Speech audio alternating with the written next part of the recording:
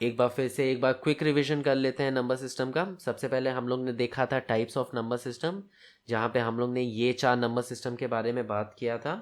Decimal, binary, octa, hexa.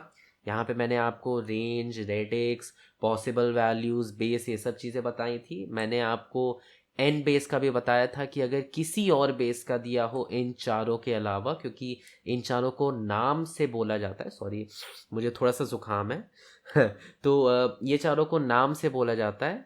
बाकी आपको radix दिया रहेगा, तो वो चीज़ें मैंने आपको बताई थी कि कैसे आप रेंज फाइंड आउट करते हो वगैरह वगैरह। उसके बाद फिर हम लोग ने कन्वर्जन देखा था। मैंने आपको यहाँ पे 2 ही कन्वर्जन में आपको सारी चीज़ें बता दी थी। सबसे पहला हम लोग डेसिमल टू एनी बेस, मतलब किसी भी बेस में आप कन्वर्ट कर सकते थे डेसिमल से। उसके बाद फिर एनी बेस से डेसिमल में। अब यहीं पे आपकी सारी पॉसिबिलिटीज़ ख़त्म हो गई, क्योंकि अब आप मान लो अगर किसी बेस से किसी बेस में कन्वर्ट करना है, तो आप सीधे सीधे क्या करोगे, आप बेस को डेसिमल में कन्वर्ट करोगे, फिर डेसिमल को दूसरे बेस में कन्वर्ट कर दोगे। सिंपल। मैंने आपको एग्जाम्पल से भी समझाया था, ये सारी चीज़ें मैंने आपको एग्जाम्पल से समझा दी थी।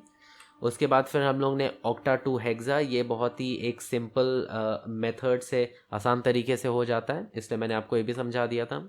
उसके बाद फिर हम लोग ने रिप्रेजेंटेशन ऑफ नेगेटिव नंबर्स को देखा था, यहाँ पे मैंने आपको साइन मैग्नीट्यूड समझाया था। उसके बाद फिर हम लोग ने कॉम्प्लीमेंट्स में radix complement, diminish radix complement देखा था। यहाँ पे मैंने आपको बेस एन के लिए बताया था, किसी भी बेस के लिए मैंने आपको बताया था यूजुअली कॉलेज एग्ज़ाम में, यूनिवर्सिटी एग्ज़ाम में, या फिर आपके कॉम्पिटिटिव एग्ज़ाम में यूजुअली बाइनरी का पूछा जाता है, वंस कॉम्प्लीमेंट और टूस कॉम्प्लीमेंट।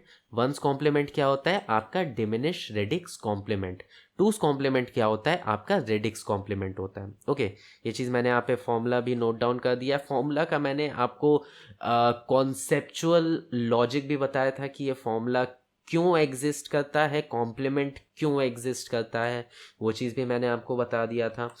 ओके, टूस कॉम्प्लीमेंट मैंने आपको बता दिया था, ठीक है। उसके बाद फिर मैंने आपको ओवरफ्लो समझा दिया था।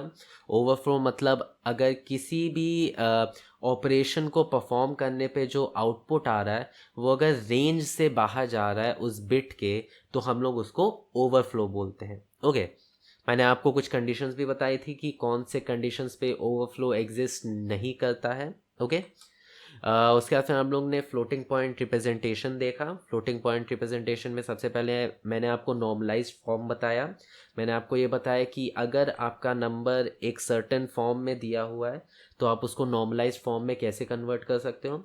उसके बाद फिर हम लोग ने IEEE 754 स्टैंडर्ड्स को देखा। यहाँ पे हम लोग ने half precision, single, double, quadruple standards को देखा। यूजुअली यही 2-3 हम लोग के काम आते हैं, क्वाड्रूपल शायद ही पूछता है कभी। सिग्निफिकेंट बिट को हम लोग मेंटीसा भी बोलते हैं, आपसे पूछ सकता है। उसके बाद फिर हम लोग ने ये देखा कि हमारा जो एक्सपोनेंट होता है वो नेगेटिव भी हो सकता है। मैंने यहीं पे एग्जांपल में समझाया था, नेगेटिव भी हो सकता है, इसलिए हम लोग बायस्ड कंपोनेंट का यूज़ करते हैं। बायस्ड कंपोनेंट का ये फॉर्मूला है, ये फॉर्मूला से आप किसी भी स्टैंडर्ड का आप बायस्ड कंपोनेंट निकाल सकते हो, आपको रटने की ज़रूरत नहीं पड़ेगी। ओके, उसके बाद फिर मैंने आपको फॉर्मेट बता दिया, ये जो x है ये आपका साइन बिट होता है। उसके बाद फिर आप डॉट करके फिर आप एक्सपोनेंट लिखते हो, ये बायस्ड एक्सपोनेंट है। ओके, ये आपका बायस्ड एक्सपोनेंट है, ये आपका सिंपल एक्सपोनेंट नहीं है। उसके बाद फिर आप मेंटीसा लिखते हो। मेंटीसा क्या होता है, ये जो नंबर है आपका, इसमें 1 के बाद वाला जो डिजिट होता है इसको हम लोग मेंटीसा बोलते हैं। ओके, ये रेंज होती है मेंटीसा और एक्सपोनेंट की। ओके, ओके, तो यहाँ पे हम लोग का नंबर सिस्टम होता है समाप्त।